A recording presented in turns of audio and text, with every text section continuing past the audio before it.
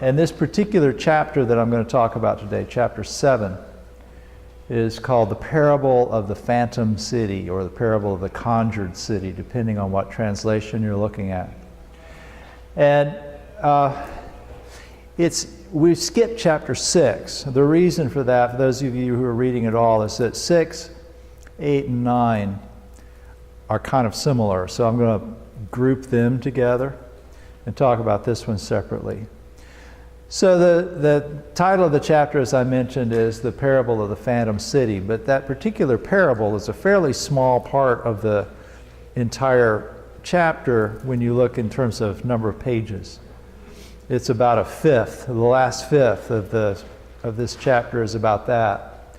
So basically we spend the first 4/5 of the chapter kind of leading up to this parable, in which the Buddha reiterates a lesson from the previous couple of chapters, which is that there's only one path to true freedom, and it's the path of Buddhahood.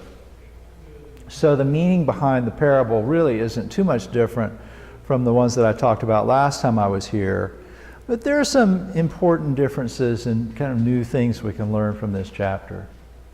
I spent a lot of time wondering about two things this week. First, why is there all this repetitious stuff leading up to the parable? And second, do we really need another parable that says essentially that the Buddha taught everyone according to their capacity, so he used expedient means or skillful means in order to get his message across? So let me talk about the parable first. The Buddha starts out by saying that in the future, after this life, he's going to be born as a Buddha again, and that there will be other followers like the ones that he's talking to, and some of them will practice the Four Noble Truths and the 12 Factors of Dependent Origination and will become arahants. And once they've done that, he'll explain that that's as good a path as that is, that that's not the whole path. That the one true path goes all the way to Buddha wisdom itself. And he explains that he understands the true nature of living beings and understands that their minds are very easily attached to sensual desires.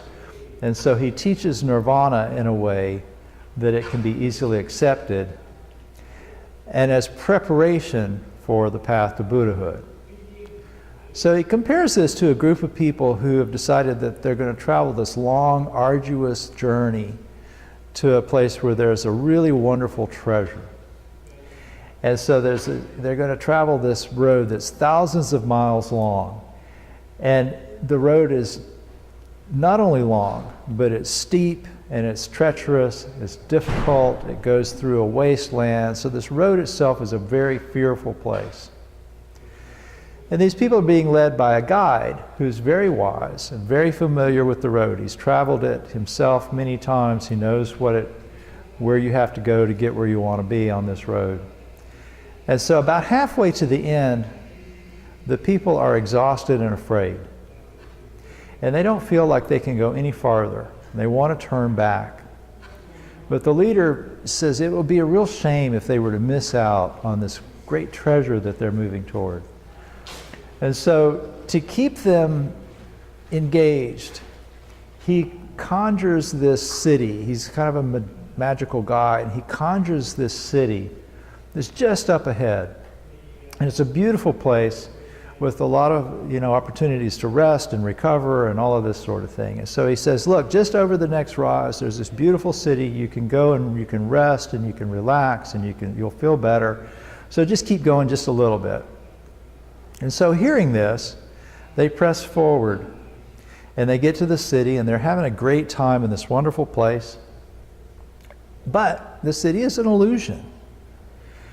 Once they've rested up, he realizes that they're recovered, they're ready to go on. They want to stay in the city because it's such a neat place. But he says, no, they need to go. And so he erases it, takes it away and says, that was just an illusion.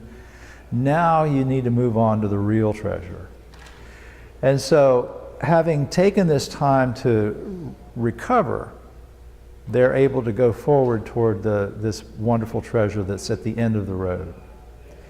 And he says, the Tathagata, the one thus come, is in a similar position. He says, I know that the bad road of birth and death and earthly desires is steep, it's difficult, it's long, but it must be traveled.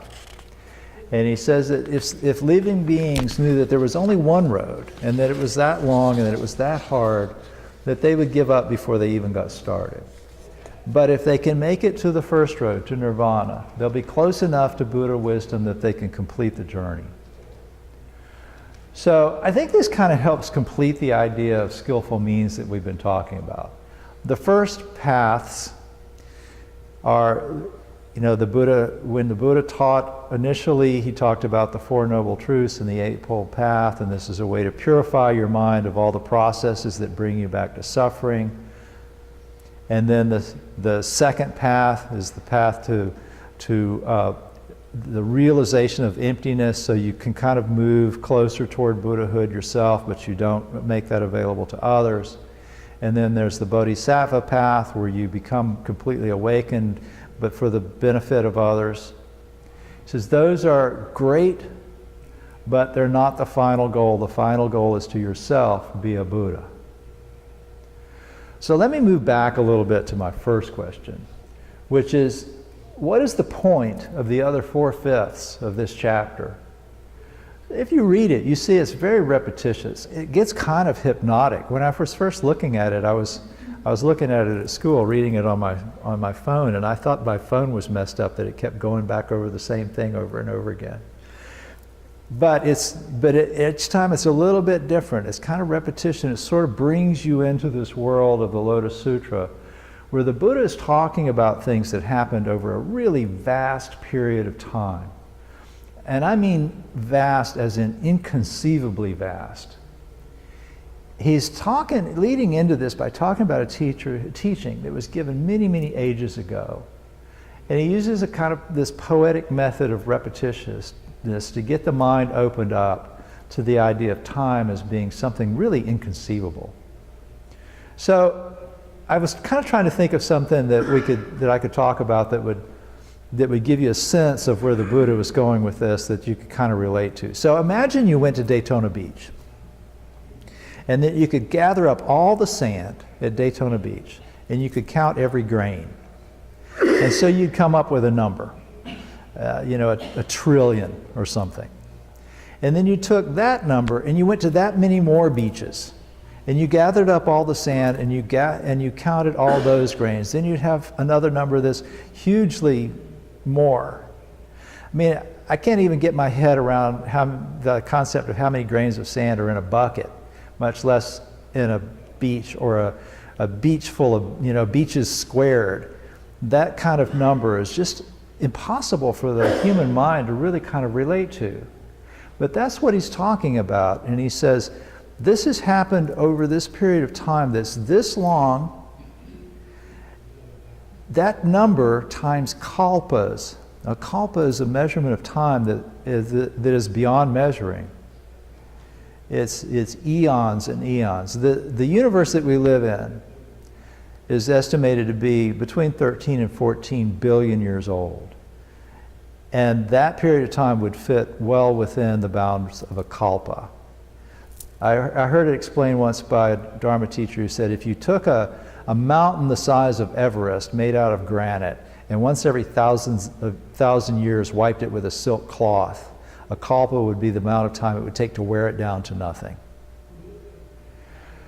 So I think when you look at this and you start trying to think of what reality really is, we think of reality in about 83-year increments, because that's about the amount of time between when one of us is born and the time we pass away, on average.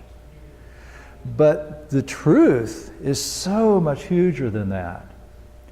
So we're talking about quintillions of billions of years. So when you think, wow, Buddhahood, what a big concept. It could take me a long time to become a Buddha. It's okay, you've got a long time. But if you ever say like the Bodhisattva vows, at some point you might get to that point in your practice where you say, I want to be a Bodhisattva, I want to become enlightened for the sake of others. You make a vow that says something like, sentient beings are numberless, I vow to save them all. Well, that's an impossible task. If something is infinite, you can't do it, and yet you're going to do it. You're vowing to become a Buddha, and that's the only way you can do that. So now let's think about what this means to be a Buddha. That sounds pretty daunting. How do you become a Buddha? Well, sometimes when we take certain vows, we might say that we're one with Buddha. And I think that this first 20 pages of this chapter is really meant to prepare us for this idea that the Buddha transcends this dualistic way that we usually look at reality. In this chapter, Sakyamuni Buddha, the historic Buddha, is talking about being in the presence of another Buddha an inconceivable time ago, and yet he's recalling it as if it was today, here and now. So we have to understand that in order to be one with Buddha, that means that we should recognize that we are Buddha right now. So last week, I'm a chaplain at a university in Central Florida, and last week was a very difficult time. There was a major tragedy, and so we had to do some services. And one of the other chaplains that I work with gave a homily, which is sort of the Christian word for Dharma talk. And I'm going to borrow something that she said because I think it helps understand what this means by being one with Buddha. She told a biblical story about two brothers, Jacob and Esau, and I'm not going to tell the story. You can look it up easily enough. But they had had a falling out. There was a lot of resentment and animosity between them. One wanted to kill the other one and all this kind of stuff. And this went on for years and years and years. And then finally, they met one another again, and instead of all the anger coming up, they embraced and they wept. And one said to the other one, "When I looked into your eyes, it was like seeing the face of God." So replace the word God with the word Buddha. How do you see the face of a Buddha when you look in someone else's face? You start to see the face of a Buddha everywhere you look, in the face of everyone you see, and you look with a Buddha's eyes to do that. So you reflect the face of the Buddha. To be a Buddha, you do the work of being a Buddha. You start saving other beings. Doesn't mean that you meditate until you've reached some level of enlightenment or whatever and start giving teachings. It means that when you encounter another being, you recognize a Buddha and you recognize that you are Buddha to them. So that means things like forgiveness. It means compassion in a truly helpful sense. It means accepting one another even if we don't particularly like what the other person stands for, and all those kinds of things. When you react to the world with kindness, the world is kind. When you react to the world with enlightenment, the world is enlightened. So that's what I think, for me at least, that's what the takeaway from this particular chapter was. That we can all become Buddhas right now. So thank you very much for your attention.